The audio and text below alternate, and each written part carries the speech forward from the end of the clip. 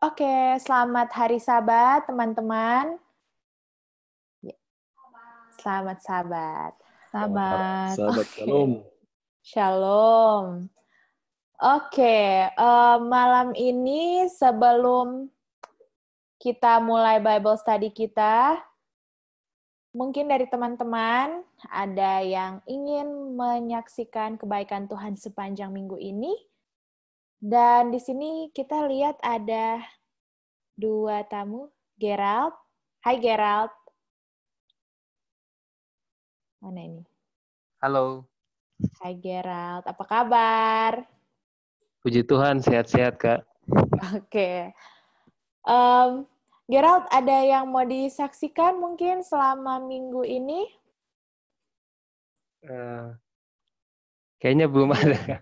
Oh, belum ada. Oke. Sekarang di mana? Di Manado atau? Ada di Manado. Oke. Thank you so join malam ini. Terus di sini ada lagi Christine. Selamat malam. Malam, Kak. Halo, apa kabar, Christine? Baik, Kak. Ada yang mau dibagikan, mungkin yang mau di-share untuk kebaikan Tuhan sepanjang minggu ini, atau yang ingin didoakan?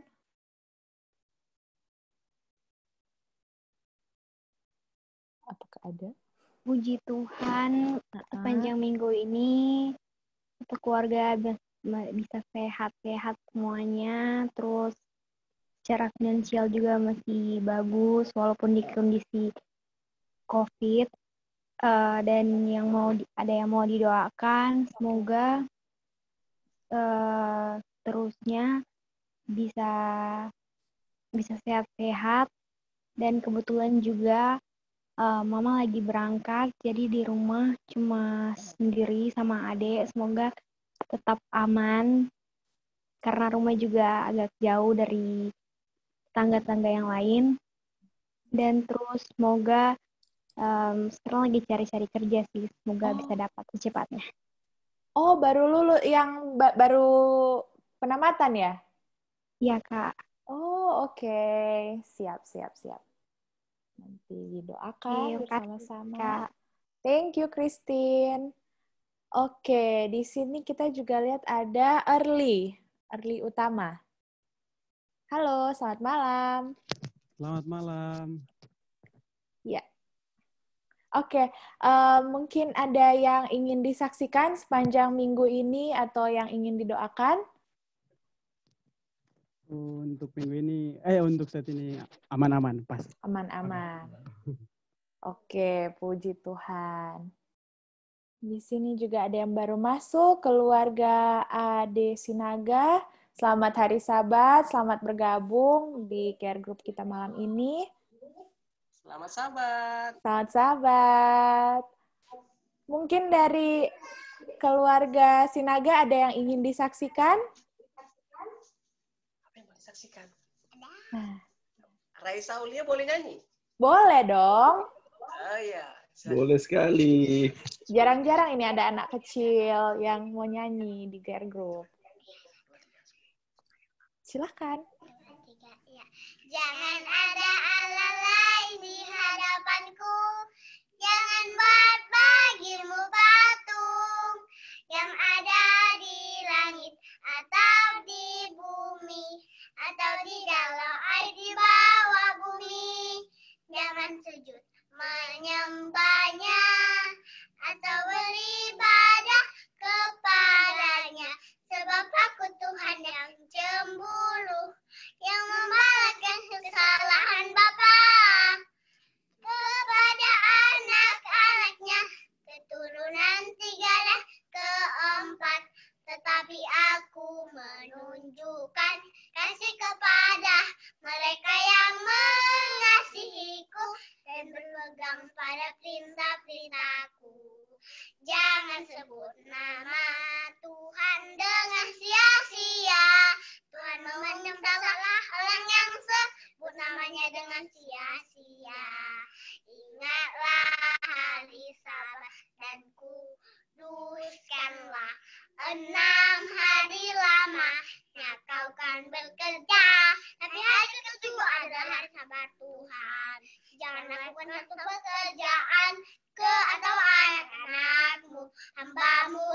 laki dan perempuan atau hewan atau orang asing yang ada di rumahmu. 6 hari Tuhan menciptakan langit, bumi, dan isinya. Berhenti hari ke-7 dan memberkati hari Sabat dan menguduskannya. Hormati ayah dan ibumu, agar lanjut umurmu di tanah yang diberikan Tuhan padamu. Jangan membunuh, jangan berzina, jangan mencuri, jangan mengucapkan saksi dusta, jangan ingini rumah selamamu, jangan ingini istri selamamu, atau hambanya laki-laki dan perempuan, atau tempunya atau keledainya, apapun yang dipunyai sesamamu. Amin. Amin. Puji Tuhan. Bener. Harus dikasih ajar ini. Terima kasih adik-adik yang so nyanyi. Semoga Tuhan memberkati. Terus kita juga bisa memotivasi untuk menghafal 10 hukum dengan nyanyian. Oke. Saat ini kita masih ada 6 menit untuk sharing. Di sini ada yang baru masuk juga, Alsriani Laira. Selamat malam. Selamat malam. Selamat malam. Mungkin dari Alsriani ada yang ingin dibagikan kesaksian sepanjang minggu atau yang ingin didoakan? Oh iya, didoakan saja untuk pembangunan gereja yang ada di daerah saya, khususnya di Talaut. Sementara pembangunan gereja, karena di sana cabang sekolah Sabat, ada 4 anggota di kampung saya, dan kami sementara mengusahakan untuk ada tempat ibadah. Ya, banyak tantangan, banyak pergumulan, termasuk masyarakat yang ada di kampung, tapi dan pertolongan Tuhan saja. Kalau Tuhan sudah izinkan ada umat Tuhan di sana, pasti Tuhan akan izinkan juga ada gereja. Itu saja. Amin. Terima kasih, Kak Alsriani. Terima kasih. Oke, selanjutnya dari Eva. Selamat malam, Eva. Ada yang ingin dibagikan? Oh, sepertinya dia belum bisa. Kak Ju, selamat malam. Apakah ada di sana? Halo? Oke, mungkin belum ada. Baiklah, terima kasih teman-teman yang sudah bergabung, yang baru bergabung. Ya, selamat malam, Kak Ju. Ada yang mau dibagikan kesaksian sepanjang minggu ini?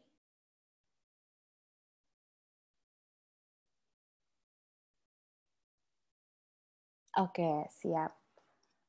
Baiklah, sekarang kita akan memulaikan Bible study kita. Untuk permintaan doa tadi, kita akan sekaligus doakan di akhir dari diskusi ini ya. Dan sekarang kita akan buka dengan doa yang akan dipimpin oleh Kak Nathanael.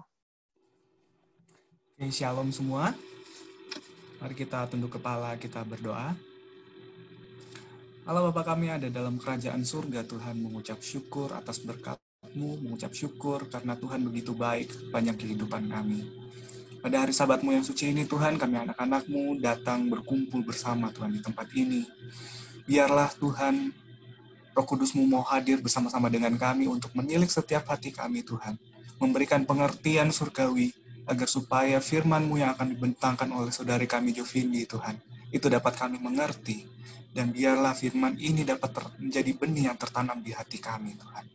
Tidak hanya tertanam dalam hati kami, Tuhan, tetapi biarkanlah, Tuhan, ini menjadi buah perbuatan dalam setiap kehidupan kami, Tuhan, sehingga kami dapat mempraktekannya sehari-hari, Tuhan. Tuhan, ajarilah kami tetap bertekun kepada Engkau, ajarilah kami untuk selalu senantiasa menjadi orang yang rendah hati dan takut akan Engkau. Inilah doa kami, Tuhan, kami bawa doa ini dalam nama Tuhan Yesus, Juru Selamat kami. Amin. Amin, thank you. Oke, sekarang kita akan masuk ke Bible Study yang akan dipimpin oleh Jovindi, tapi dihimbau bagi teman-teman yang mungkin kameranya masih off, kalau memungkinkan bisa dipasang kameranya biar kita nanti kalau diskusi bisa lebih interaktif lagi. Oke, terima kasih dan silahkan Jovindi. Thank you, Kak Michelle. Teman-teman, selamat malam semuanya. Selamat Hari Sabat. Apakah suara saya kedengaran?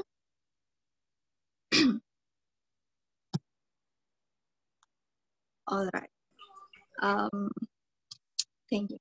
Terima kasih untuk kesempatan yang diberikan kepada saya. Sekali lagi selamat sahabat semuanya. Tentunya kita semua berterima kasih, mengucap syukur kepada Tuhan. Kita boleh bergabung lagi malam hari ini untuk belajar bersama-sama. Jadi teman-teman sebentar, kalau teman-teman atau saudara-saudara punya sesuatu yang ingin di-sharing atau disampaikan pada saat saya membawa materi, silakan saja saya langsung unmute, tidak apa-apa. Langsung bilang apa yang mau disampaikan, dan juga nanti kalaupun ada pertanyaan atau tambahan, atau mau sharing pengalaman, sebentar nanti kita akan diskusi bersama-sama. Terima kasih juga tadi adik gua tadi sudah bawa ayat hafalan dalam lagu, memotivasi juga kita yang sudah lebih tua untuk lebih banyak menghafalkan ayat hafalan, karena maksudnya tidak menutup kemungkinan kita yang sudah lebih tua hafal seluruh Keluaran 20 itu, yang hukum-hukum Tuhan, ya kan? Oke, thank you buat lagunya tadi. Terima kasih juga buat kesaksian-kesaksian yang sudah dibawakan. Kita akan doakan bersama-sama sebentar. Sebelum saya lanjut, saya mau berdoa lagi, sekali lagi. Mari kita berdoa. Bapa kami yang di surga, kebutuhan kami pada saat ini adalah Roh Kudus-Mu untuk masing-masing kami. Biarlah Roh Kudus-Mu menjadi bagian hati dan pikiran kami, sehingga kami dapat mengerti, dan kami boleh mengaplikasikan itu dalam kehidupan kami, firman yang akan kami dengarkan. Bantu hamba-Mu untuk berbicara sesuai dengan kehendak-Mu, ya Tuhan. Dalam jodoh permohonan kami, ampuni dosa kami yang begitu banyak. Di dalam nama Yesus kami sudah berdoa. Amin. Sebenarnya saya agak gugup kalau mau bicara tentang firman Tuhan, tapi saya akan berusaha, dan biarlah kita semua sudah minta Roh Kudus, pasti Roh Kudus akan bantu. Jadi teman-teman, sebentar, nanti kalau ada sesuatu yang ingin disampaikan, langsung saja ya, unmute dan sampaikan apa yang mau di-sharing. Oke, sesuai dengan flyer yang sudah dibagikan, kita akan belajar tentang pelajaran tentang perumpamaan tentang anak yang hilang. Kalau bahasa Inggrisnya, kalau di Christ Object Lesson, prodigal son, atau anak yang boros. Nah,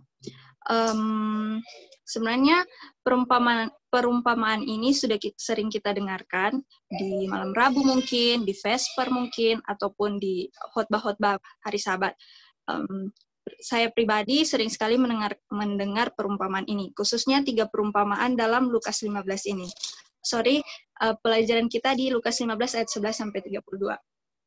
Jadi di satu pasal itu, di Lukas 15 itu ada 3 perumpamaan di sana. Perumpamaan tentang domba yang hilang, perumpamaan tentang dirham yang hilang, dan yang terakhir tentang anak yang hilang. Kita sudah pelajari minggu lalu tentang perumpamaan tentang dirham yang hilang. Oke, minggu lalu Kak David sempat mention ada 3 perbedaan dari 3 perumpamaan ini, yaitu kalau yang anak yang hilang, dia tahu dia hilang, domba yang hilang, dia tahu dia hilang, tetapi dia tidak tahu jalan untuk pulang. Yang kedua itu dirham yang hilang. Kalau dirham yang hilang itu seperti yang kita tahu bersama, dia tidak tahu dia hilang, dia tidak tahu untuk pulang juga. Nah, untuk pelajaran tentang anak yang hilang, yang saya dapati adalah anak ini tahu dia hilang, dan dia juga tahu caranya untuk pulang. Oke. Saya meminta teman-teman membantu saya untuk baca Lukas 15 ayat 11 sampai 32. Kita akan bergantian, kita volunteer saja ya. Secara bergantian saya akan baca ayat yang pertama. Perumpamaan tentang anak yang hilang. Lukas 15 ayat 11. Yesus berkata lagi, ada seorang mempunyai 2 anak laki-laki. Selanjutnya, Ayat Ayat 20. kata yang bungsu kepada ayahnya, Bapa, berikanlah kepadaku bagian harta milik kita yang menjadi hakku. Lalu ayahnya membagi-bagikan harta kekayaan itu di antara mereka. Beberapa hari kemudian, anak bungsu itu menjual seluruh bagiannya itu, lalu pergi ke negeri yang jauh. Di sana ia memboroskan harta miliknya itu dengan hidup berfoya-foya. Setelah dihabiskannya semuanya, timbullah bencana kelaparan di dalam negeri itu dan ia pun mulai melarat.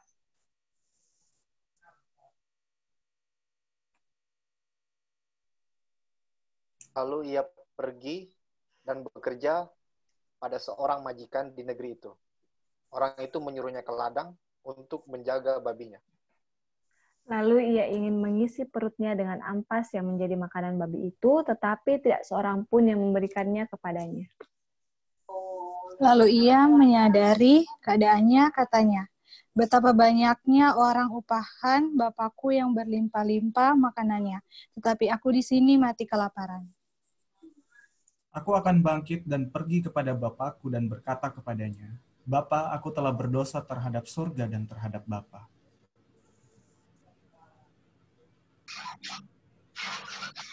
Aku tidak layak lagi disebutkan anak Bapa, jadikanlah aku sebagai salah seorang upahan Bapa. maka bangkitlah ia dan pergi kepada bapaknya. Ketika ia masih jauh, ayahnya telah melihatnya, lalu tergeraklah hatinya oleh belas kasihan. Ayahnya itu berlari mendapatkan dia, lalu merangkul dan mencium dia. Kata anak itu kepadanya, Bapa, aku telah berdosa terhadap surga, dan terhadap Bapa aku tidak layak lagi disebut. Sudah ini ya, 21 ya? Belum, Kak, belum. Oh, disebutkan anak Bapa.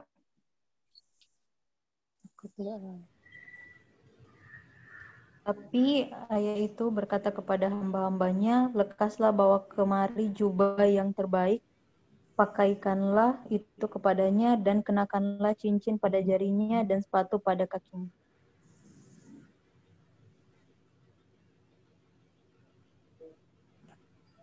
Dan ambillah anak lembu tambun itu, sembelilah dia, dan marilah kita makan dan bersukacita.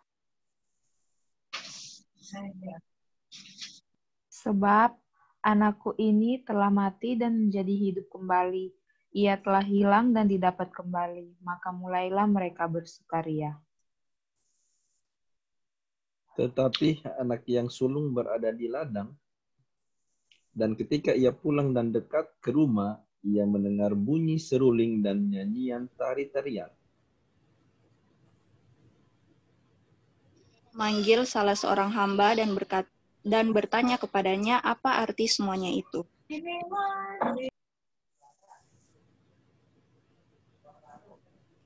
Jawab hamba itu, adikmu telah kembali dan ayahmu telah menyembelih anak lembu tambun karena ia mendapatkannya kembali dengan sehat. Maka marahlah anak sulung itu, dan ia tidak mau masuk. Lalu ayahnya keluar dan berbicara dengan dia.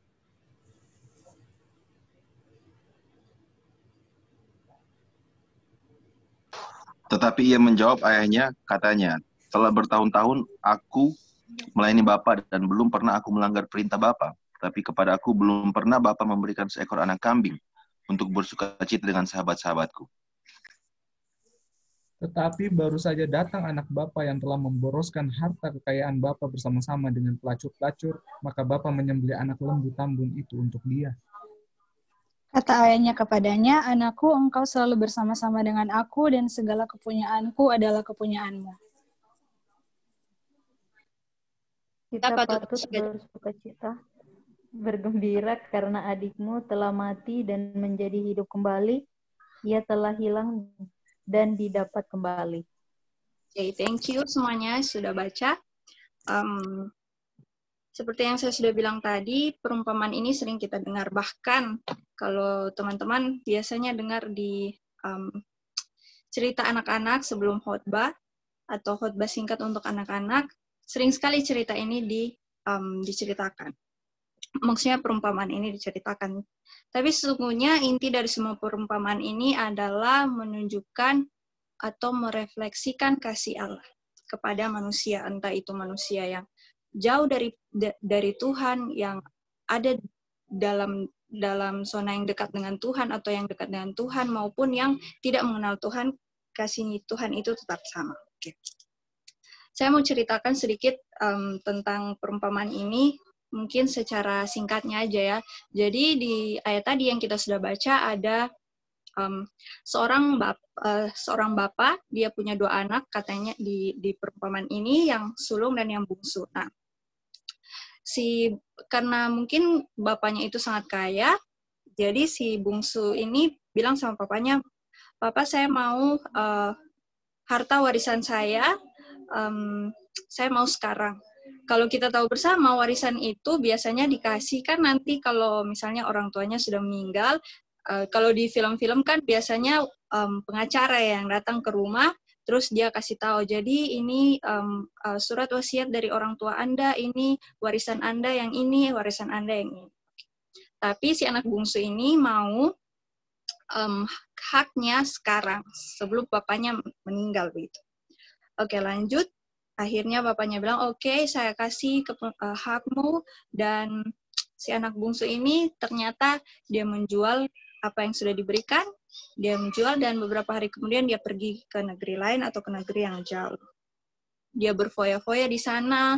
Mungkin kalau dia karena dia masih muda, kalau dia zaman sekarang mungkin dia clubbing, ke bar-bar, pokoknya shopping segala macamnya, pokoknya travel ke sana ke sini, pokoknya dia berfoya-foya lah dengan harta yang diberikan oleh bapaknya. Akhirnya datang kesusahan, datang kelaparan di negeri itu, dia sudah tidak ada uang pada saat itu. Akhirnya untuk mau makan saja dia mungkin sudah rasa susah ya, tidak ada uang, tidak ada makanan. Akhirnya dia bekerja di salah seorang pemilik mungkin peternakan di sana, dan dia menjaga kandang, kalau di sini bilang kandang babi ya, di Alkitab. Dan saya baca di Christ Object Lesson, ternyata orang-orang yang bekerja di kandang, pekerjaan ini adalah pekerjaan yang paling rendah, derajat paling rendah. Kalau pada zamannya Yesus ya, pada waktu itu. Dan dia sudah lapar, dia bahkan sampai meminta itu ampas dari makanan babi. Kalau teman-teman tahu, makanan babi itu makanan sisa dari manusia. Jadi apa yang kita makan, dikumpulkan, itulah yang diolah menjadi makanan babi. Jadi makanan-makanan sisa. Jadi anak bungsu ini berharap dia akan dapat makanan sisa dari manusia yang dikasih ke babi, dan sisanya dia harap dia bisa makan. Tapi tidak ada yang kasih, dia tetap kelaparan. Akhirnya dia mulai teringat, aduh, di rumah bapakku itu, aduh, banyak hamba-hambanya, maksudnya dia mau makan apa saja bisa, tidak kekurangan kayak begini. Akhirnya dia memutuskan dia ingin kembali, dia mau mengakui kesalahannya, dia mau balik. Dan oke, saat itu dia sudah memutuskan untuk balik. Dan kalau di Alkitab bilang, mungkin kalau kita bisa bayangkan ya sekarang, mungkin papanya itu rumahnya besar.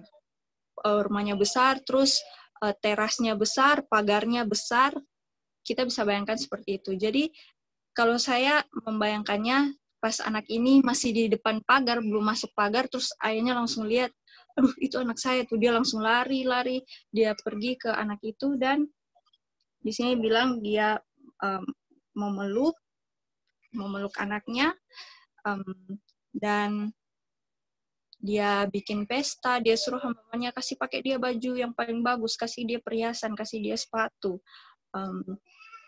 Habis itu dia bilang, kita akan bikin pesta, ambil di sini bilang lembu yang tambun. Kalau tambun mungkin kalau di bahasa Inggrisnya fatted. Mungkin yang besar kali ya, yang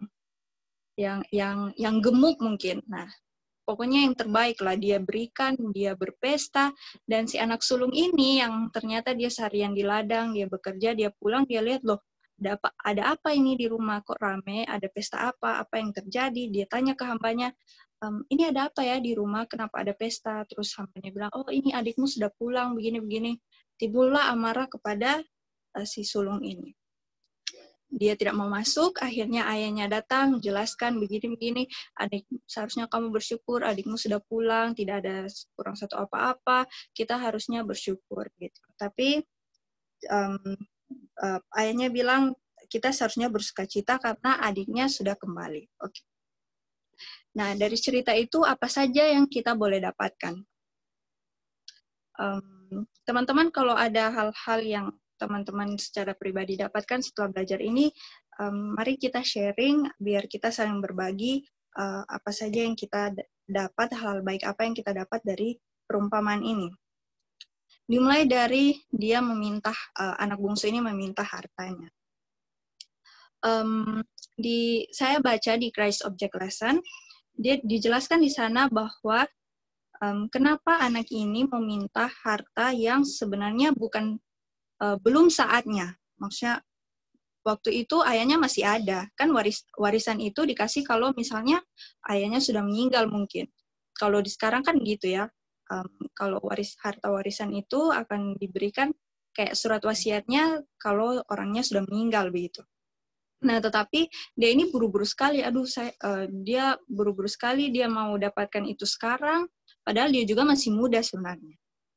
Dan di Christ Object Lesson menjelaskan bahwa anak ini mulai merasa tertekan, mulai rasa terkekang dengan keadaan di rumah. Mungkin peraturan di rumah, kewajiban-kewajiban dia di rumah, dia mungkin mulai merasa tidak bebas begitu dia di rumah. Dan di buku Christ Object Lesson, Ellen White mengatakan bahwa dia misinterpreted God's love, the Father's love. Jadi dia itu salah menginterpretasi, salah mengartikan kasih Allah. Sebenarnya kalau kita pikir kasih Tuhan itu bebas ya. Maksudnya kalau kita memang merasakan mata kita dibuka dengan kasih Allah, kita tidak akan merasa terkekang dengan hukum-hukum Tuhan. Tidak ada rasa beban untuk kita menjalani itu. Nah, lanjut. Akhirnya anak ini dia memilih untuk keluar karena dia mungkin merasa terkekang. Kenapa saya bilang dia merasa terkekang dengan perintahnya? Kita boleh lihat di ayat 29. Ini kata si sulung ya, anak sulung bilang. Tetapi ia menjawab ayahnya, katanya, telah bertahun-tahun aku melayani Bapa dan belum pernah aku melanggar perintah Bapa. Jadi mungkin dia rasa perintah bapaknya nih kok susah sekali, kok ribet sekali, kok saya rasa terkekang di rumah. Jadi dia ini pengen bebas. Kalau orang muda ya maunya bebas-bebas, tidak ada yang melarang, saya mau ke sana terserah saya, apa yang saya mau bikin terserah saya. Mungkin yang dirasakan anak bungsu ini seperti ini. Jadi dia mau menikmati masa mudanya dengan kebebasan. Kita lanjut. Di ayat 14 sampai ayat 16. Di sini diceritakan bahwa setelah dia berfoya-foya, dia di negeri yang dia datangi itu terjadi kelaparan. Nah, apa maksudnya ini? Saat itu setelah dia menghabiskan semuanya, dia sudah berfoya-foya, dia sudah nikmati semua yang dia inginkan, dia apapun yang dia mau dia sudah buat, dan satu ketika datanglah kesusahan. Maksud dari ayat ini adalah kesusahan itu datang ketika kita berpaling dari Bapa kita, yaitu Tuhan kita. Dia mulai merasa susah, anak bungsu ini mulai rasa susah, dia harus bekerja keras untuk dapat makanan. Bahkan dia bekerja di pekerjaan yang pada saat itu adalah pekerjaan yang derajatnya paling rendah saat itu. Dan di Christ Object Lesson ada satu pertanyaan, dia bilang, mana kebahagiaan yang tadi? Mana kebahagiaan tentang berfoya-foya tadi? Kemana itu semua? Anak bungsu ini mulai merasa susah, dan itulah kondisi di mana kalau kita meninggalkan Tuhan.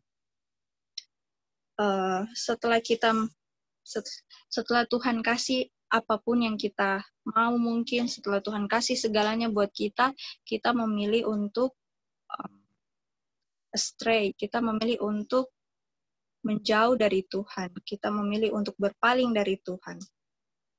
Kadang-kadang saya pribadi berpikir bahwa saya rasa saya ini tidak jauh dari Tuhan, tapi kok susah-susah ya begitu. Pas saya belajar ini baru saya mengerti, oke, ternyata saya belum dekat dengan Tuhan, makanya saya masih merasa susah.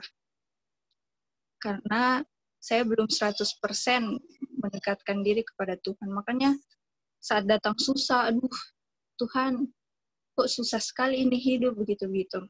Tadi saya sempat buka-buka YouTube, dan ada satu konten yang judulnya, kalau teman-teman lihat, saya tidak mau bilang nama channelnya, Tuhan, pokoknya kayak title dari konten tersebut adalah Tuhan meninggalkan saya. Kayaknya itu clickbait, tapi pas saya lihat itu langsung kayak, Tuhan meninggalkan saya. Tidak salahkah judul tersebut?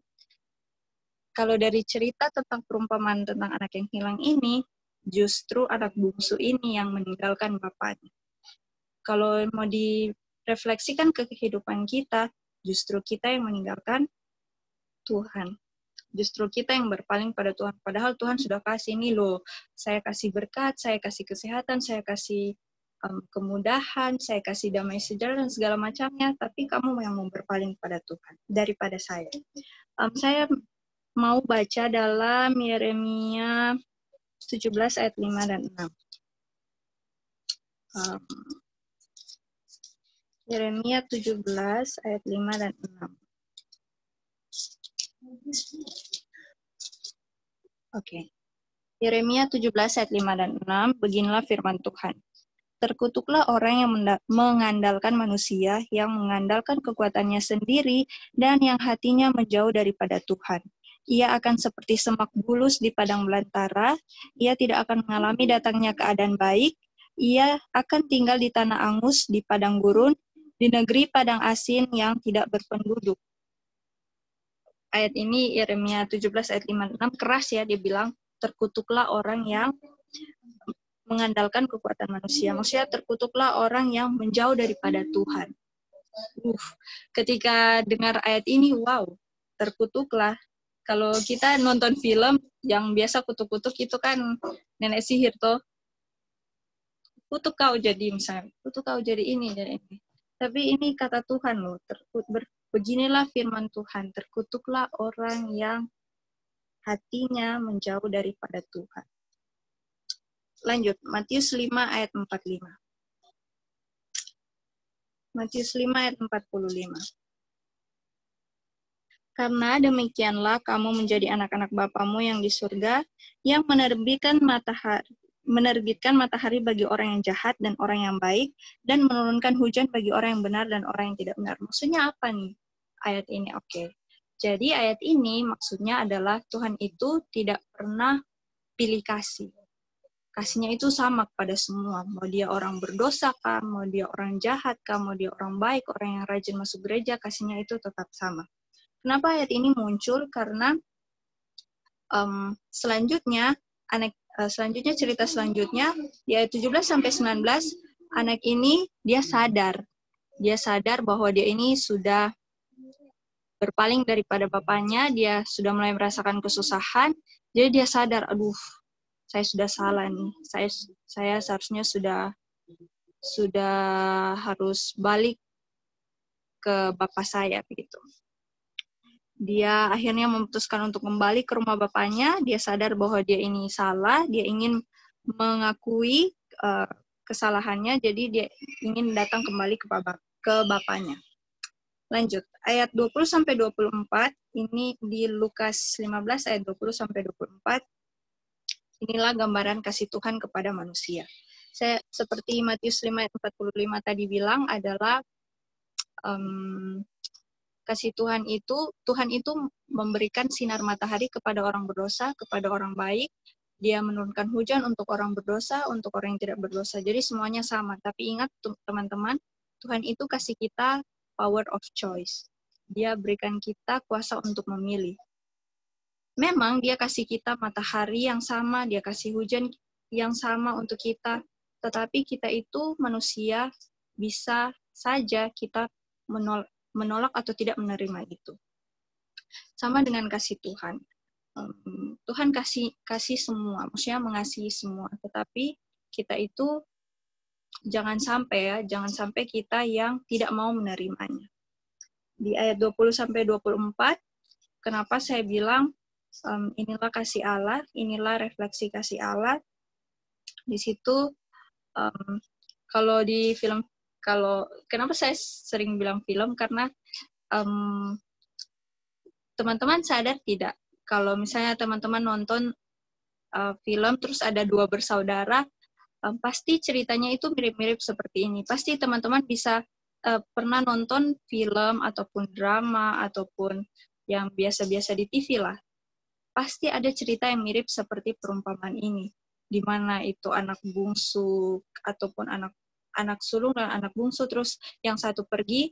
Biasanya kalau dia balik, tetapi luar biasanya film ini adalah kalau anak itu balik pulang, ada yang ayahnya tidak menerima, ada ayahnya menerima dengan marah-marah, kayak kenapa kamu balik, kenapa selama ini kamu meninggalkan kita, begini-begini. Baru sekarang setelah kamu susah, kamu mau balik lagi. Ada juga yang menerima dengan seperti Lukas 15 ini, cerita di Lukas 15 ini, ada yang menerima dengan dia sudah menunggu lama, dia terima kembali seperti maksudnya dia menerima apa adanya begitu, karena dia ini anaknya. Seperti di ayat mana yang tadi? Sebelumnya anak ini sudah planning gitu.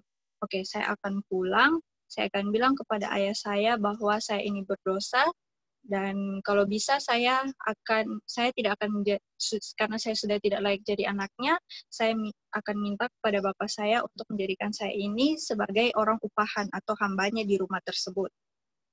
Tetapi amazing-nya ketika dia datang, dia masih kayak tadi cerita, bayangkanlah, di rumah yang besar itu, di teras yang sangat besar, dia itu masih di luar pagar, belum masuk pagar, ayahnya sudah lari-lari dari rumah, pergi ke dia, dan peluk dia. Dia bilang kepada ayahnya, ayah saya ini berdosa, saya melakukan kesalahan, saya sadar apa yang saya perbuat. Sebelum dia mengeluarkan saya sudah tidak layak menjadi anak Anda, saya mau jadi hamba Anda, biarkan saya dibayar sesuai seperti hamba-hamba Anda. Tapi ayahnya sudah bilang, ayahnya bilang kepada hambanya, kasih dia perhiasan, kasih dia pakaian yang terbaik, kasih dia sepatu. Gitu. Akhirnya dia tidak sempat bilang, saya sudah tidak layak jadi anaknya. Nah, begitulah kasih Tuhan. Ketika kita yang jauh daripada Tuhan, kembali kepada Tuhan, Tuhan tidak akan bilang, kau ini sudah berbuat salah, kenapa kau baru balik sekarang? Tidak akan ada kata seperti itu. Tuhan akan menerima kita seperti sebelum kita, pokoknya dia akan mengenal kita seperti apa yang dia tahu tentang kita. Dia tidak akan pernah menolak kita kalau kita kembali, karena kasihnya yang begitu besar. Waktu saya belajar ini, jujur, minggu lalu saya belajar ini, saya antara terharu dan merasa ditegur dengan hal ini, karena kasih Tuhan itu sangat luar biasa. Seberapapun dosa kita, seberapa besar dosa kita, dia tidak pernah mengatakan, kau sudah tidak boleh balik, Anda sudah tidak boleh balik ke saya. Ya sudah, Anda di sana saja, tidak usah balik lagi ke rumah. Tidak pernah dia berkata seperti itu, justru dia membuka tangannya, dia buka pintu, bahkan pun dia menunggu agar kita bisa kembali. Waktu saya baca ini, saya teringat dulu waktu ada satu momen di mana saya merasa saya merasa saya ini terlalu berdosa untuk balik kepada Tuhan. Dan ketika saya belajar ini, kayak, wah, tidak ada seorang pun yang terlalu berdosa untuk kembali kepada Tuhan. Saya belajar ini, saya ingat ada teman saya bilang, bersyukur bahwa Roh Kudus masih berbisik kepada kita. Roh Kudus masih bilang, sudah saatnya untuk balik. Roh Kudus masih bilang, ayo, akui dosamu dan balik kepada Bapa. Bersyukur masih ada yang Roh Kudus yang bisik kepada kita untuk kembali. Kita harus was-was kalau sudah nyaman dengan dosa, kita sudah tidak merasa bersalah lagi untuk melakukan dosa tersebut. Saya ingin kita buka Alkitab kita dalam Mika 2 ayat 10. Mika 2 ayat 10, di situ dikatakan, bangkitlah dan pergilah, sebab ini bukan tempat perhentian bagimu, oleh karena kenajisan, maka kamu akan dibinasakan dengan kebinasaan yang tidak terpulihkan. Mika bilang, ayo bangkit, balik, harus balik ke rumah. Yesaya 44 ayat 22. Yesaya 44 ayat 22. Firman Tuhan berkata, aku telah menghapus segala dosa pemberontakanmu seperti kabut diterbangkan angin, dan segala dosamu seperti awan yang tertiup. Kembalilah kepadaku, sebab aku telah menebus engkau. Ayat ini luar biasa sekali karena Tuhan mengabarkan dosa kita itu seperti kabut yang ditiupkan angin. Teman-teman kalau lihat awan ditiupkan angin langsung ya gone, seperti pergi, maksudnya hilang gitu. Kalau kita baca ayat ini, di sini katakan Tuhan akan menghapus dosa kita seperti kabut yang ditiupkan angin, yang tidak akan ada bekasnya. Tuhan tidak akan mengingat-ingat dosa kita. Yohanes 6 ayat 37.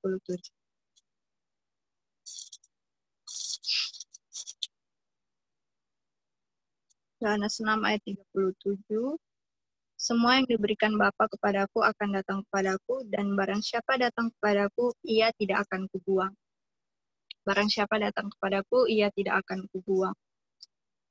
Seperti yang saya katakan tadi, tidak ada seorang yang terlalu berdosa untuk kembali kepada Bapa. Jadi, seberdosa apapun kita, seberdosa apapun Anda, ketika kita balik kepada Tuhan, Dia tidak akan menolak. Dia welcome, very welcome kepada kita semua. Yesaya 61 ayat 10. Yesaya 61 ayat 10. Yesaya 61 ayat 10, ini mungkin bisa ayat terakhir ya. Aku bersukaria di dalam Tuhan, jiwaku bersorak-sorai di dalam Allahku, sebab Ia mengenakan pakaian keselamatan kepadaku dan menyelubungi aku dengan jubah kebenaran, seperti pengantin laki-laki yang mengenakan perhiasan kepala dan seperti pengantin perempuan yang memakai perhiasan. Jadi seperti anak bungsu tadi ketika dia pulang, ayahnya bilang kepada hamba-hambanya, pakaikan dia baju yang paling terbaik, berikan dia perhiasan, berikan dia sepatu, mari kita berpesta. Begitulah Tuhan akan menyambut kita ketika kita kembali kepada Tuhan. Kalau lihat dari pelajaran ini, kalau kita memang mengerti tentang kasih Allah, pasti kita akan rasa rugi untuk meninggalkan kasih tersebut. Karena di pelajaran ini, saya bisa bilang komplit ya pelajaran ini, karena contohnya related sekali dalam kehidupan kita. Ketika kita jauh daripada Tuhan, ya itu yang akan kita terima. Kita akan susah, kita akan merasa ditinggalkan, walaupun kita sendiri yang meninggalkan Tuhan. Kita mulai menyalahkan diri sendiri, kita menyalahkan orang lain, kita mulai menyalahkan Tuhan, kenapa ini terjadi, kenapa ini begini, kenapa ini saya begini. Tapi kita tidak sadar bahwa kita sendiri yang berpaling dari kasih Tuhan. Satu juga yang saya pelajari dari Rise Object Lesson adalah si anak bungsu ini dalam kemudaannya, dia menyia-nyiakan kesempatan yang Tuhan berikan. Bapaknya berikan. Dia menyia-nyiakan umurnya yang masih muda. Dia menyia-nyiakan kesempatan, kesehatan, mungkin kemampuannya, talentanya. Dia memilih untuk mencari kesenangan yang duniawi. Jadi pelajaran buat kita yang masih muda, kita kadang-kadang, saya pernah bilang kepada Tuhan, tunggu ya, saya masih kuliah. Nanti kalau saya sudah selesai kuliah, saya pasti melayani Tuhan dengan segenap hati lah. Pas selesai kuliah, Tuhan tunggu saya belum bekerja. Tunggulah, kalau saya sudah dapat kerja, pasti saya akan bantu pekerjaan Tuhan. Setelah dapat kerja, Tuhan tunggu saya belum sukses, saya belum punya rumah, saya belum punya mobil mungkin, saya belum membahagiakan orang tua, saya belum berikan mereka ini, belum berikan mereka itu.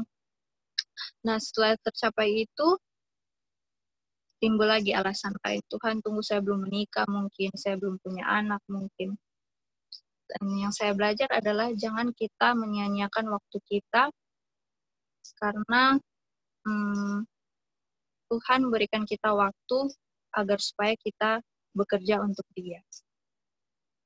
Oke, dari cerita yang panjang ini, saya pas belajar ini saya kayak lupa, masih ada anak sulung ternyata. Nah, apa pelajaran dari anak sulung yang kita boleh dapatkan? Selama ini saya mendengarkan tentang perumpamaan ini, yang ditekankan hanyalah pengalaman dari anak bungsu ini, tetapi ternyata anak sulung juga mempunyai suatu pelajaran yang penting untuk kita. Kenapa saya bilang penting? Waktu anak bungsu ini kembali, kan anak sulung ini lagi di ladang. Dia lagi bekerja, melakukan pekerjaan, ya mungkin yang disuruh bapaknya. Mungkin itu pekerjaan bapaknya, tetapi dia yang kerjakan misalnya. Mungkin ya. Dan pada saat anak bungsu ini balik, kan dia di ladang, jadi dia nggak tahu kalau anak bungsu ini balik. Pas dia balik ke rumah, dia lihat, wah ini ada pesta nih, ada acara apa ini? Kok ramai sekali, kenapa ada pesta-pesta dan sebagainya. Dan ketika dia tahu bahwa adiknya ini pulang, terus bapaknya bikin pesta, ada rasa cemburu, ada rasa iri, ada rasa marah dalam dirinya. Kalau kita berpikir secara manusiawi, ya saya anak sulung, saya anak yang paling tua. Kalau misalnya adik saya kayak dia bikin kesalahan, terus dia pergi dari rumah, orang tua saya mungkin sudah susah cari-cari dia, susah pikir-pikir dia, stres, anak ini kemana, kenapa dia tidak pulang.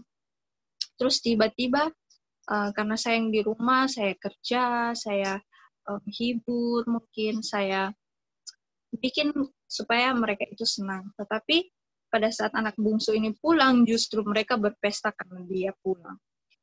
Kalau secara manusia, saya memang pasti akan iri lah. Melihat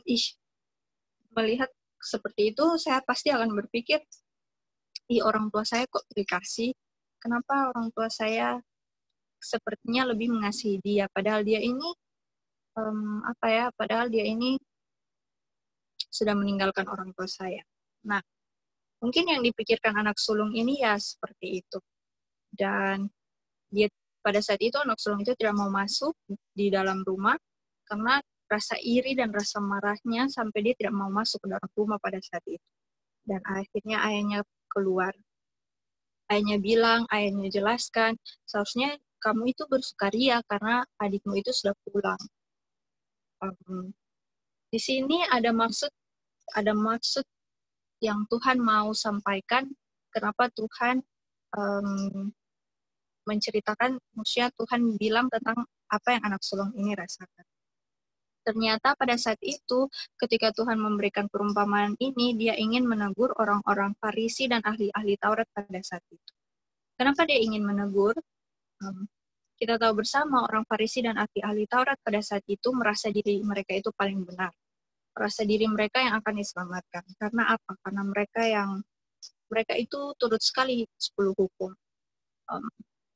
melayani maksudnya mereka memimpin ibadah, mereka menyampaikan firman Tuhan, tetapi yang Tuhan mau tegur adalah mereka melakukan itu hanya untuk mendapatkan reward, hanya untuk mendapatkan sesuatu dari Tuhan.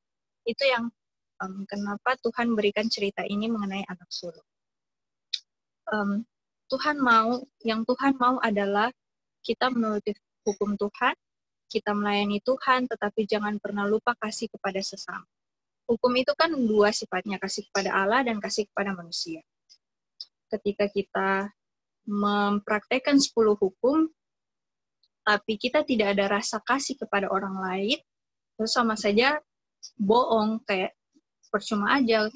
Kita menuruti Tuhan, kita pergi ke gereja, kita beribadah, rajin beribadah, tetapi kalau kita tidak ada rasa kasih kepada sesama kita, apalagi yang belum mengenal Tuhan, apalagi yang tidak tahu kebenaran, apalagi yang jauh, ataupun mereka sudah di dalam gereja, terus mereka tiba-tiba meninggalkan gereja, terus kita tidak ada rasa, dia kemana ya, kok dia tidak datang ke gereja, kok dia tidak hadir ibadah, tidak ada rasa itu yang Tuhan maksud kita pelajari dari anak sulung ini. Karena anak sulung ini menegur, anak sulung ini rasa iri sampai dia lupa bahwa seharusnya saya juga merasakan apa yang ayah saya rasakan waktu anak bungsu ini meninggalkan rumah.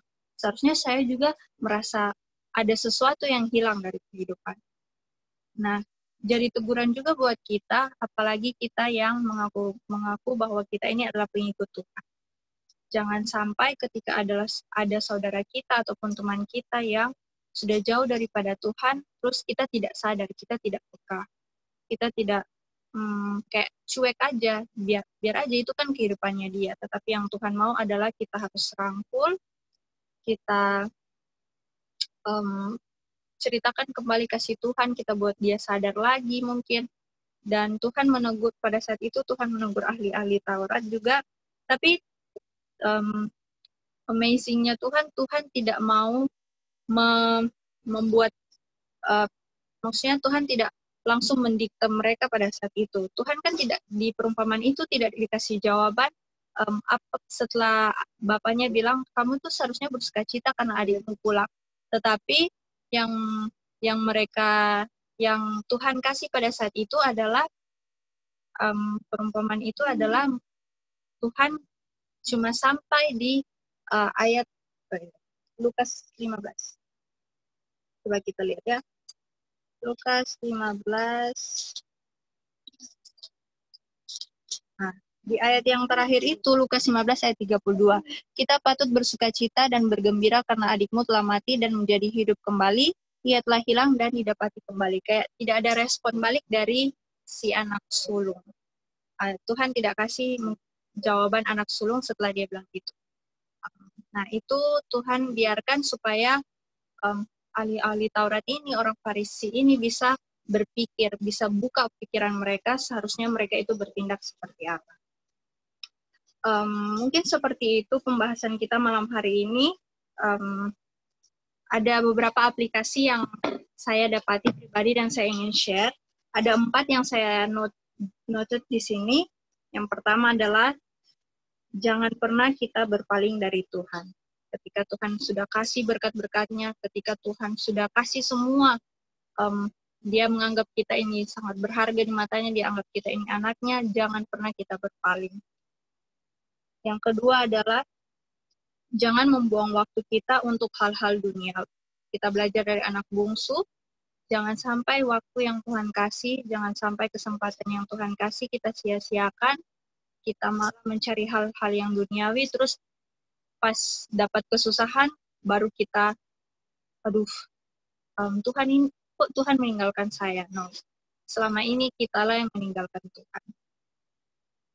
Yang ketiga adalah, kasih Tuhan itu sama kepada siapapun. Kasih Tuhan itu tidak terbatas untuk orang Israel saja, untuk keturunan bangsa Israel saja. Kasih Tuhan itu tidak terbatas untuk mungkin yang Advent saja, tidak. Kasih Tuhan itu sama kepada semua.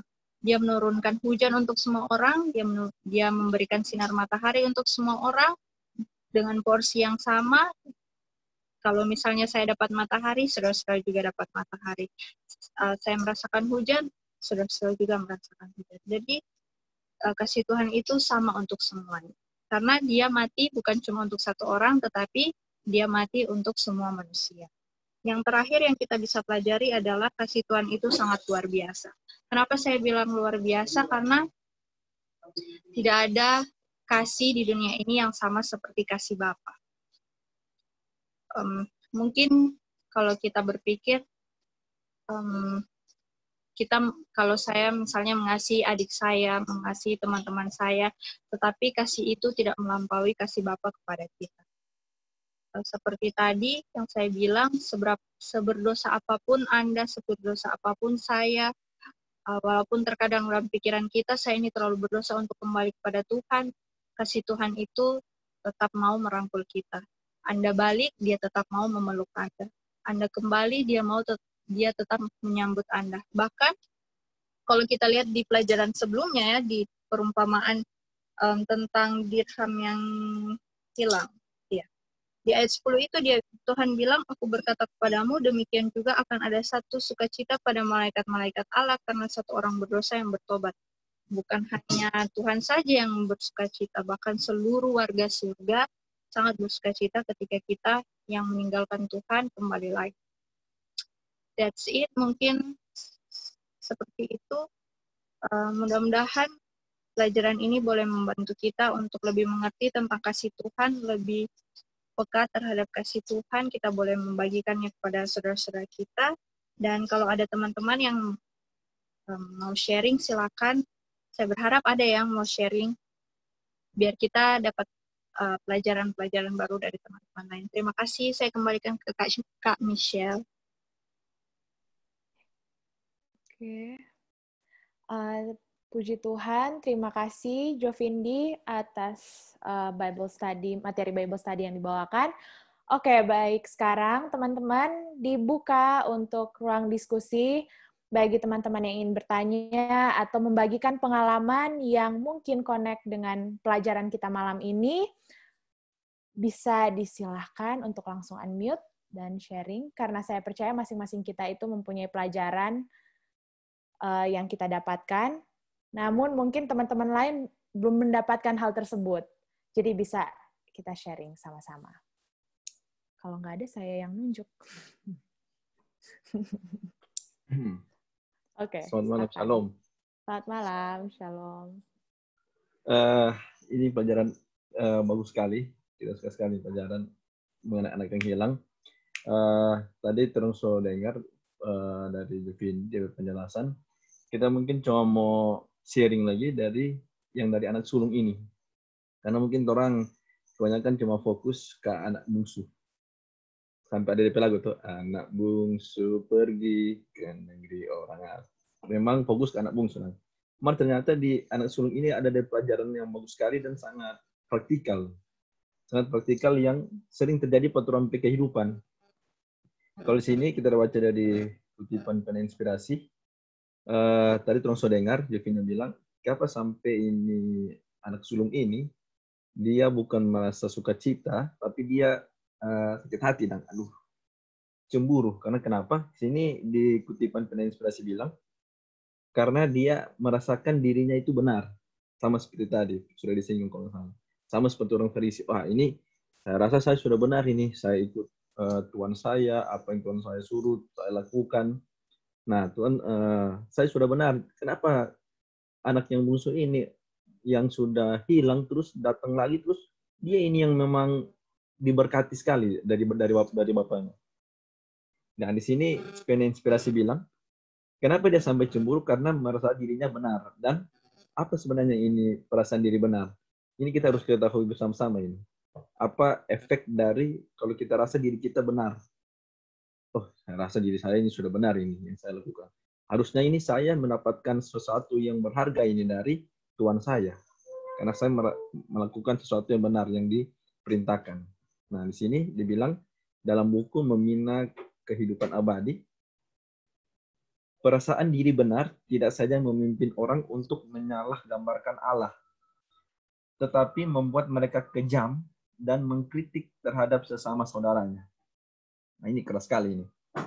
Anak yang sulung dalam mementingkan diri serta iri hatinya, selalu siap sedia mengawasi saudaranya, mengkritik setiap tindakannya dan untuk mendakwa dia karena ketidaklayakannya sama sekali. Ia akan memperhatikan setiap kesalahan dan sangat membesar-besarkan setiap tindakan yang salah. Pernah tidak orang ini mengalami hal yang seperti ini? Ketemu orang, mau dia teman, saudara, atau siapa saja, yang suka sekali cari-cari kesalahan. Pasti pernah juga.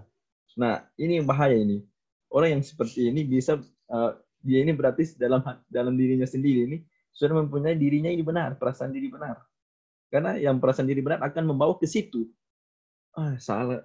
Makanya anak yang sulung ini, saya benar, dia ini salah kan, banyak dia sudah boros, ambil uang dari bapaknya, terus berfoya-foya sama-sama dengan pelacur, akhirnya dia kembali. Nah, ini pelajaran sangat bagus sekali buat kita. Jangan sampai kita merasa diri kita sudah benar sepenuhnya. Wah, nanti bisa-bisa kita cari-cari kesalahan. Makanya sini dibilang memperhatikan anak yang sulung ini, memperhatikan setiap kesalahan dan membesar-besarkan setiap tindakan yang salah. Karena sini dibilang banyak orang sekarang berbuat perkara yang sama.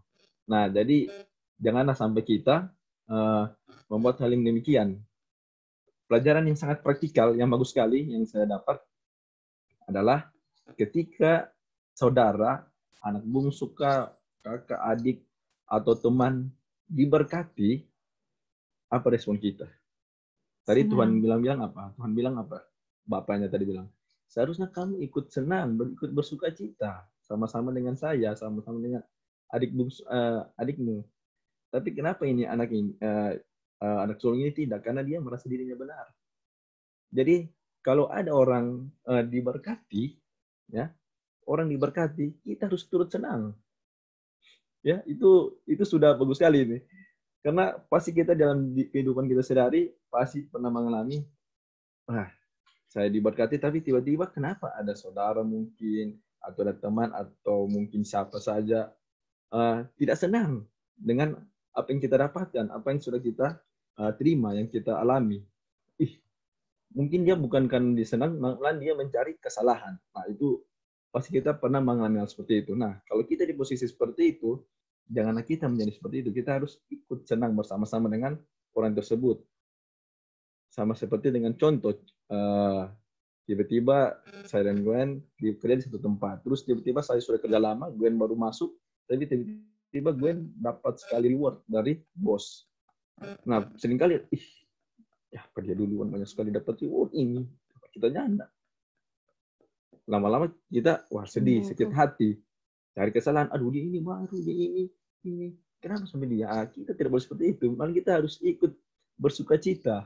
Sama seperti bapaknya tadi bilang, kita harus ikut bersuka cita karena ada satu orang yang kembali kepada Tuhan.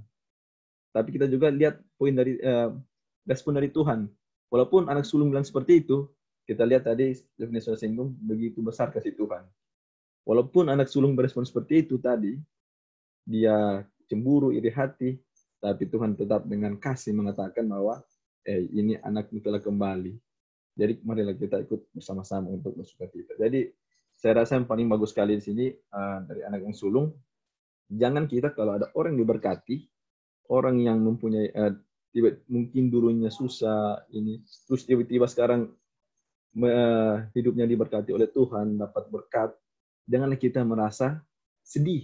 Sama seperti lagu kan, ada kan lagu kan yang mengatakan kalau teman bersedih atau saudara bersedih, kita harus ikut sedih. Jadi kalau teman-teman senang, kita harus ikut senang. Jangan kebalik, teman sedih kita senang. Nah, itu kan namanya apa itu kalau bahasa gaulnya? Sirik kan. Nah, jangan kita seperti itu. Kita sudah bilang. Jadi mari kita bersuka cita bersama-sama dengan orang yang kembali, apalagi ini orang yang jauh dari Tuhan, tiba-tiba datang.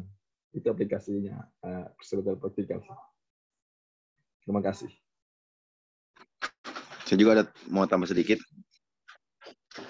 Jadi untuk anak sulung dan anak bungsu, sebenarnya Saya pribadi juga sempat menjadi anak bungsu dan anak sulung. Pernah menjadi di dua posisi ini. Tapi pada intinya semua orang harus menjadi anak bungsu untuk bisa diselamatkan. Jadi kalau misalnya anak sulung ini, kalau kita lihat dia karakteristiknya sementara bekerja di ladang kerja pekerjaan bapa. Yang bahaya adalah kita terlalu giat melaksanakan pekerjaan Injil, tetapi kita menjadi dingin dengan kasih kita, dan orang yang seharusnya terdekat dengan kita, di saat dia kembali, kita justru sedih. Kenapa menarik sekali, kenapa anak bungsu yang dikasih sini? Kenapa tidak anak tetangga? Mungkin kalau anak tetangga yang datang bertobat, mungkin dia senang. Tapi kalau adiknya sendiri, justru seringkali kita seperti itu. Orang yang lebih dekat dengan kita, kalau dia jatuh, kita senang. Tapi kalau dia bertobat atau bagaimana, kita sedih. Nah, pelajaran penting untuk kita adalah sebagai, kalau contohnya kita sementara bekerja di ladang dan kita bukan adalah orang yang jatuh atau orang yang seperti anak bungsu, kita harus mengingat bahwa kita melaksanakan pekerjaan itu bukan pekerjaan kita. Itu pekerjaan Bapa. Dan kalau Bapa memiliki kehendak untuk senang ketika ada orang yang datang, kita juga harus senang bersama-sama dengan dia. Nah, ini juga satu poin juga yang saya ingin highlight, bahwa anak bungsu ini di saat dia datang, dia merendahkan dirinya bukan hanya di hadapan Bapa, tapi dia merendahkan dirinya di hadapan semua orang. Baik itu kepada hamba-hamba yang ada di situ, dan juga otomatis kepada kakaknya, kalau dia ketemu, pasti dia akan merendahkan dirinya juga. Sama juga dengan kita, di saat kita mengetahui bahwa kita orang berdosa, jangan kita cuma seakan-akan pertobatan itu hanya di hadapan Bapa saja. Tetapi pertobatan itu, kalau kita sudah benar-benar bertobat, kerendahan hati itu akan terlihat dan akan terpancar dari semua orang. Semua orang bisa melihat bahwa, oh memang dia sudah bertobat. Oh memang dia rendah hati. Jadi memang ini sangat penting, karena anak bungsu ini, dia mendapatkan transformasi melalui pengalaman ini. Dan satu hal terakhir yang ingin saya highlight adalah, orang memiliki pengalaman yang berbeda-beda. Kita bisa melihat dari 3 seri sebelumnya, yang sudah dibahas Jovini di pembukaan tadi, bahwa orang memiliki situasi yang berbeda-beda. Tapi intinya adalah, kita tidak bisa mengkotak-kotakan orang dari sudut pandang kita sendiri, seperti si anak sulung. Kita harus bisa melihat dari sudut pandang Bapa, dan mungkin kita tidak bisa melihat dari sudut pandang Bapa, tapi kita harus melihat dari sudut pandang Alkitab. Dan kita harus melihat bahwa, kalau Alkitab mengatakan kita harus mengasihi mereka yang kembali bertobat, kita harus mengasihi mereka dengan sepenuh hati, jangan setengah-setengah. Mungkin itu dari saya. Terima kasih. Oke, silakan David. Terima kasih Ian dan Echon. Oke, ada 2 poin yang saya mau tambahkan dari pelajaran yang bagus malam hari ini. Yang pertama adalah di ayat 20. Saya mau highlight dan mau garis bawahi ini kata ini. Maka bangkitlah ia dan pergi kepada bapaknya. Ketika ia masih jauh, ayahnya telah melihatnya. Jadi, waktu dia masih jauh, tadi saya nggak tahu layout rumahnya, Jovini gambarin bahwa lewat mungkin ada gerbang. Tapi kalau kita mau highlight di sini, waktu dia masih jauh, bapaknya udah lihat. Berarti bapaknya nunggu setiap hari untuk anaknya pulang. Berarti bapaknya setiap hari dia lihat di gerbang. Setiap hari dia lihat dari kejauhan anaknya pulang atau enggak ini. Ini sangat berkaitan dengan Wahyu 3 ayat 20. Behold, I stand at the door and knock. If anyone hear my voice, open the door, I will dine with him. Makan bersama-sama, sup with him. Jadi Tuhan di depan pintu terus setiap hari. Tuhan tadi kasih Bapak, Tuhan di depan pintu hati kita terus setiap hari. Semua. Dia enggak sekali-sekali ngelihat, tapi setiap hari dia lihat di depan pintu kita. Tunggu apakah kita mau buka pintu hatinya atau enggak. Itu poin yang pertama. Poin yang kedua adalah, mungkin waktu saya baca ini, saya melihat, kenapa anak bungsunya marah, adiknya datang. Tapi coba kita relate ke kehidupan pribadi. Tadi Jovindi udah kasih sudut pandangnya bahwa kalau dia jadi anak sulung, pasti dia akan kecewa. Kita juga begitu, kita pun demikian. Yang saya mau highlight adalah, bagaimana kalau bagaimana kalau itu terjadi di kehidupan kita sekarang. Contoh, ada seorang yang menipu kita, ada seorang yang saya mau tingkatkan dia punya kesalahan. Ada orang yang membunuh keluarga kita, ada orang yang memperkosa anak perempuan kita. Contoh misalnya, saya mau kasih contoh. Apakah kita rela untuk membiarkan dia bersama-sama di surga, bersama-sama dengan kita di surga? Itu pertanyaan yang harus kita jawab sama-sama, maksudnya dalam hati kita. Saya pernah cerita sama teman saya yang sudah jauh, teman saya, teman SD saya kebetulan ketemu, lalu dia udah hidupannya beda. Dia punya tato, dia tinggi, dia hidupnya di jalan. Waktu kali saya ngobrol sama dia, terus dia bilang ini ke saya. Ada pertanyaan yang unik yang saya terngiang-ngiang sampai sekarang.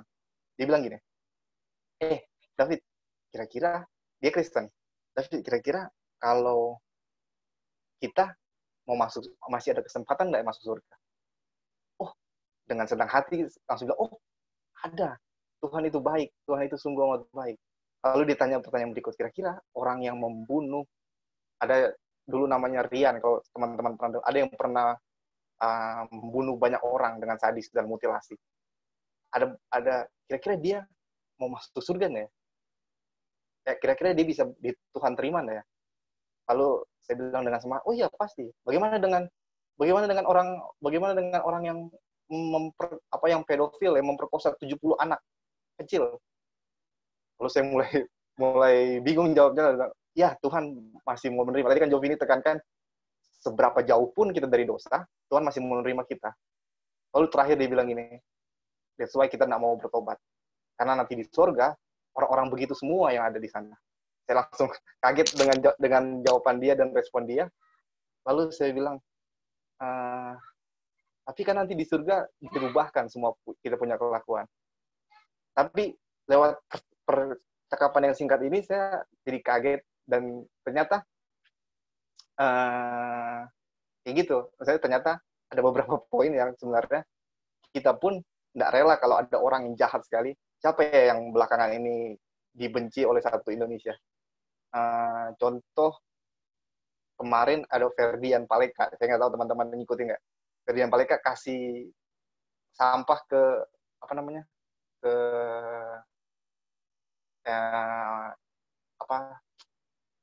ke laki-laki setengah. Laki-laki setengah. Nah, dia dibenci dan saya lihat dia dibenci dan dibully satu Indonesia. Bahkan orang kalau ditambah hukumannya mungkin orang tambah senang. Nah, kira-kira kalau dia bertobat, apakah kalau dia kira-kira masuk surga, apa misalnya kira-kira itu, apakah kita senang? Itu misalnya jadi pertanyaan kita pribadi, apakah kita punya sukacita yang sama dengan si Bapak itu? Sorry terlalu panjang, terima kasih.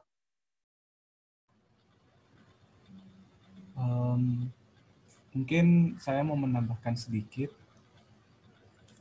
Tapi sorry sebelumnya, ini kameranya kan tadi saya aktifin 2 kan di handphone sama di laptop, tapi yang di handphone sudah dimatiin, yang di laptop ini lagi rusak camnya.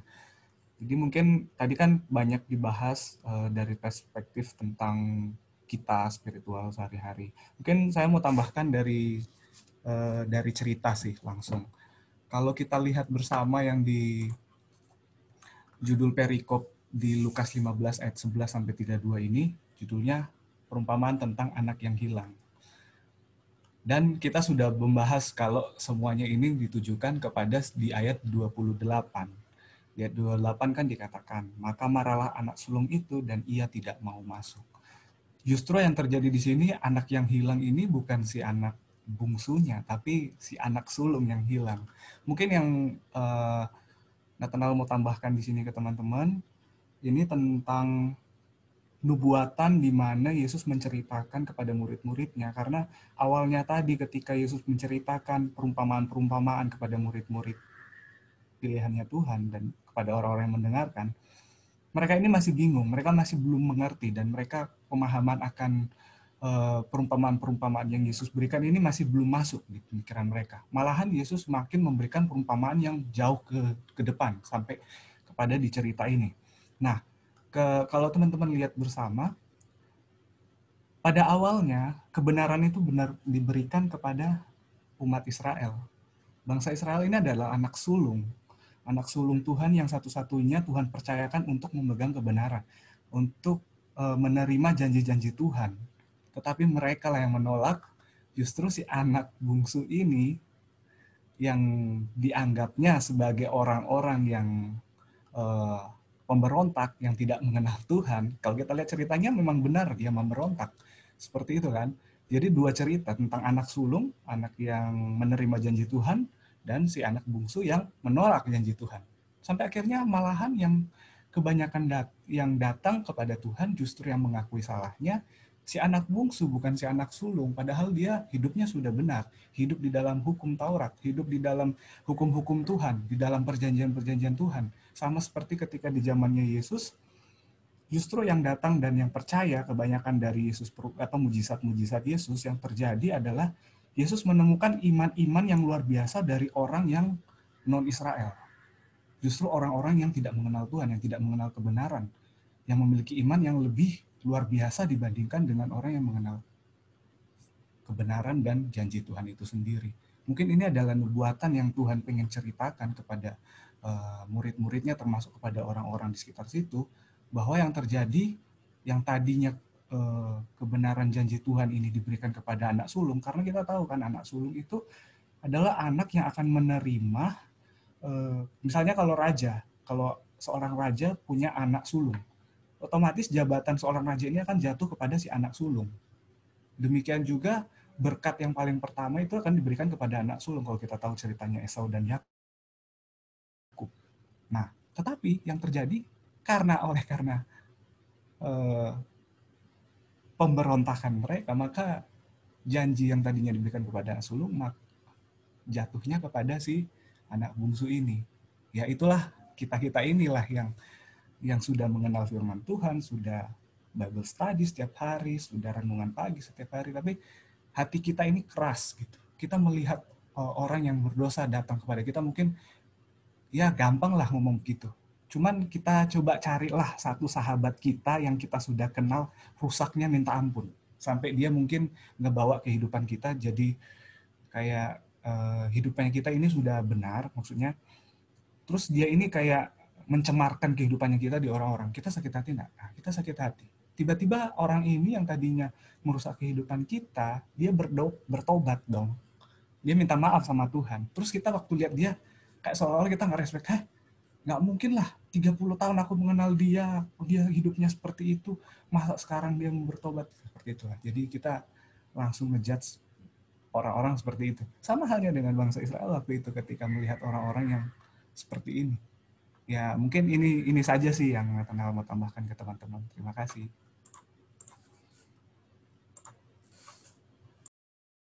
Oke, terima kasih. Oke, mungkin ada lagi teman-teman yang ingin menambahkan. Dipersilahkan. Karena dari tadi laki-laki yang menambahkan, mungkin dari Sally ada yang ingin ditambahkan atau pelajaran yang didapatkan malam ini. Bisa langsung unmute. 1, 2, 3. Oke. Sepertinya. Oh, oke.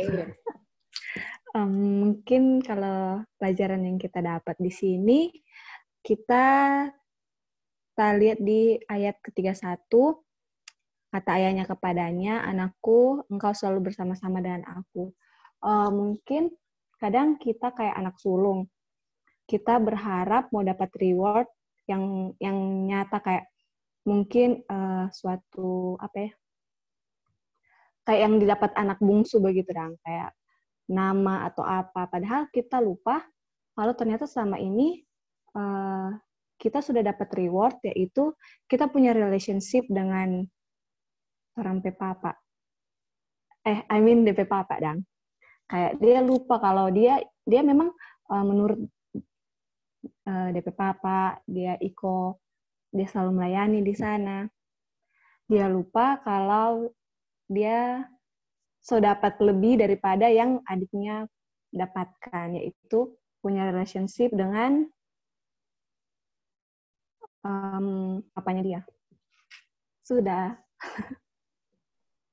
Oke, thank you Ingrid. Oke, mungkin dari teman-teman ada lagi yang tiba-tiba teringat dan ingin menambahkan? Sebentar. Ada lagi dari Sharon, dari Esther. Oke, Kak Til, silahkan. Kalau dari kita, di ayat 32 kan dia bilang, kita patut bersukacita dan bergembira karena adikmu telah mati dan menjadi hidup kembali. Habis itu ada koma kan. Ia telah hilang dan didapat kembali. Jadi keadaan kalau orang itu mati sama dengan waktu dia hilang. Berarti kalau kita kasih putar, kalau kita hilang berarti kita sementara mati rohani. Nah sekarang pertanyaan selanjutnya, kalau kita sementara hilang atau kita sementara mati itu kan tidur kan. Apa yang bisa membangunkan kita dari tidur kita? Ayat 17 sampai 19. Di ayat 17 dia bilang, lalu ia menyadari keadaannya. But when he came to himself, yang pertama yang harus kita lakukan adalah supaya kita bisa bangun dari tidur, kita harus sadar. Itu, karena kalau kita nggak sadar, kita tetap tidur terus. Sederhananya kan. Dan kedua, setelah dia came to himself, dia sadar, ini keadaannya dia. Habis itu, dibilang, betapa banyaknya orang upahan Bapakku yang berlimpah-limpah makanannya. Tetapi aku di sini mati kelaparan. Dia sadar posisinya dia itu seperti apa. Jadi tahap kedua yang harus kita buat, supaya kita itu bisa be found, atau bisa menjadi hidup kembali, alive, kita harus sadar unworthiness kita itu seperti apa di depan Bapa, bukan di depan orang lain ya. Karena di depan orang lain kita pasti sadar kita itu pasti worthy. Kita nggak mungkin sadar kita itu nggak worthy kalau sesama manusia. Nature of man seperti itu. Habis itu ketiga, ayat 18, aku akan bangkit dan pergi kepada Bapakku dan berkata kepadanya, Bapa, aku telah berdosa terhadap surga dan terhadap Bapa. Aku tidak layak. Jadikanlah aku sebagai salah orang dari upahan Bapa. Yang ketiga hal yang harus kita lakukan supaya kita bisa alive, hidup lagi, melayani Tuhan. Jadi pertama kita perlu sadar, kita perlu tahu keadaan kita seperti apa, dan habis itu kita perlu melayani Tuhan. 3 hal itulah yang dibutuhkan supaya kita bisa hidup lagi. Karena sebelumnya kita hilang atau kita mati. Tetapi ada hal yang paling penting dari ketiga itu. Ayat 20, maka bangkitlah ia. Coba sama-sama kita refleksi. Berapa dari kita yang tiap awal tahun kasih resolusi pasang di media sosial? Dan lihat selama tahun berjalan itu berapa persentase dari resolusi itu yang kita bikin. Karena terkadang kita sebagai manusia, pada saat kita, ini yang saya mau lakukan di tahun baru. Kita posting itu di salah satu media sosial kita, sebagai bantuan supaya karena kita posting, karena kita sudah posting, karena sudah dilihat orang banyak, kita jadi berkewajiban untuk melakukan hal tersebut. Karena kalau kita nggak melakukan hal tersebut, yang mana itu sudah dilihat orang banyak, I am a liar. Tetapi hal yang paling penting sebenarnya kita lihat aja setelah dari tanggal 2 Januari sampai tanggal 31 Desember, berapa persen yang kita lakukan dari tanggal 1 Januari resolusi yang kita taruh. Kalau itu sampai di atas 50%, puji Tuhan. Tapi mari kita jujur dari diri kita masing-masing. Apakah bahkan ada yang kita lakukan? Nggak ada. Karena sebenarnya yang harus kita perbaiki itu adalah pikiran. Anak yang hilang itu, yang pertama dia sadar itu karena he came to himself.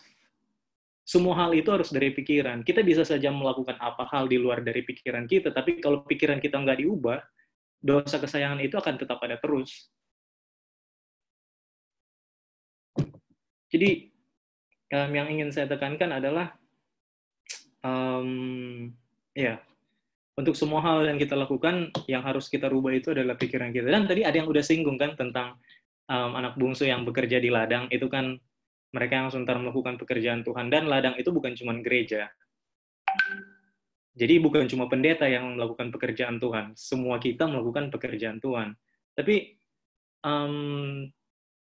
apakah kita lihat kalau Bapak itu keluar dan memohon kepada anak yang sementara bekerja di ladang oleh karena sifat dari anak itu? Apakah kita perhatikan hal ini? Jadi Bapak itu sampai harus keluar rumah, pergi ke anaknya, untuk mohon-mohon dia supaya mari ikut ke dalam. Aplikasinya apa? Aplikasinya adalah tangisan Tuhan itu lebih kepada umat-umatnya daripada umat-umat yang nggak kenal Tuhan sama sekali. Makanya ini genapkan semua ayat yang bilang ke kita kan, oh Yerusalem, Yerusalem, engkau yang membunuh nabi-nabi yang telah dikirimkan kepadamu. Betapa sering aku ingin mengumpulkan engkau, sama seperti induk ayam mengumpulkan anak-anaknya. Tetapi apa di situ kata-kata terakhir? Engkau tidak mau. Yeskiel 33 ayat 11. Sebagaimana aku yang hidup, demikianlah firman Tuhan. Aku tidak berkenan atas kematian orang fasik, melainkan agar orang fasik tersebut berbalik dan bertobat. Kembalilah, kembalilah. Mengapakah engkau mau mati? Apa itu? Hai umat Israel.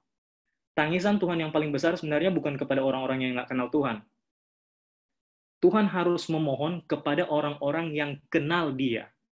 Karena kenapa? Di saat orang-orang yang kenal Dia itu punya pengetahuan yang lebih tentang Dia, di saat itulah kita dapat ayat itu yang bilang bahwa kepada Dia banyak diberi, akan banyak dituntut.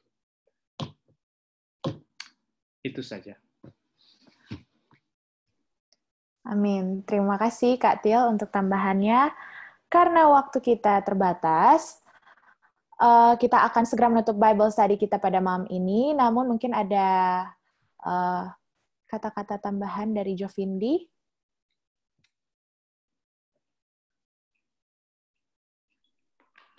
Yang terakhir adalah kembali lagi bahwa kasih Tuhan itu sangat luar biasa, jangan pernah kita lupakan, dan jangan sampai kita ini seperti anak sulung. Yang tadi Kak Ian bilang, kita sudah jadi dingin. Sempat tadi saya lupa mau bilang itu, karena Tuhan bilang jangan sampai kita itu jadi dingin, karena kita terlalu fokus dengan pekerjaan Tuhan, tapi itu yang Kak Til bilang, kita itu harus sadar. Kita harus sadar bahwa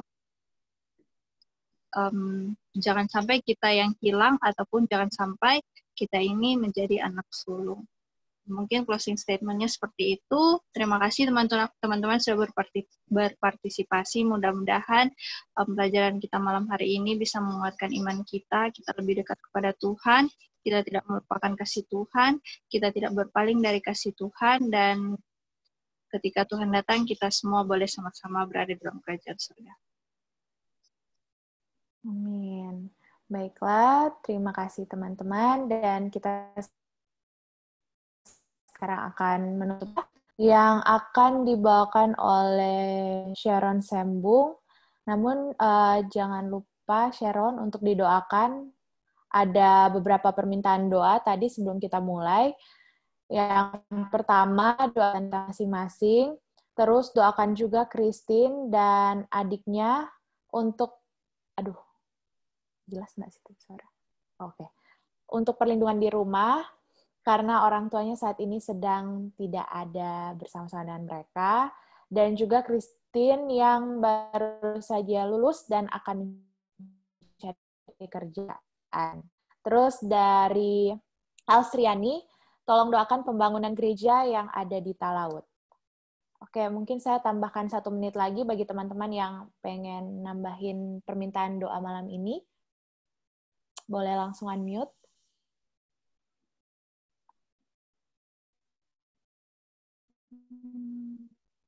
Oke, I assume sudah tidak ada.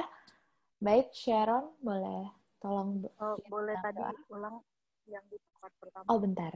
Tin, Bentar, kita copy yang baru paste lagi. lulus. Bentar ya. Ya. Kedengeran nggak tapi suara? Oke, kedengeran.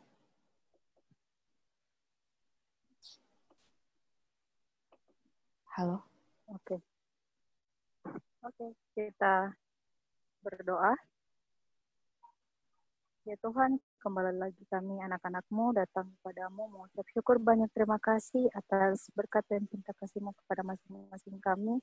Kau sudah berkati kami, Engkau sudah melindungi kami, sampai tadi kami belajar mengenai perumpamaan tentang anak yang hilang. Ya Tuhan, apa yang kami pelajari, apa yang kami dapat pada malam hari ini, dapat kami aplikasikan di dalam kehidupan kami menjadi terang di antara teman-teman atau orang-orang yang ada di sekitar kami bisa membagikan apa yang kami tahu. Tuhan, seluruh hidup kami, Engkau tahu apa yang menjadi kehendak-Mu, semua itu boleh terjadi dalam kehidupan kami. Kami juga berdoa Tuhan, di sini ada beberapa usulan doa, kami mau mendoakan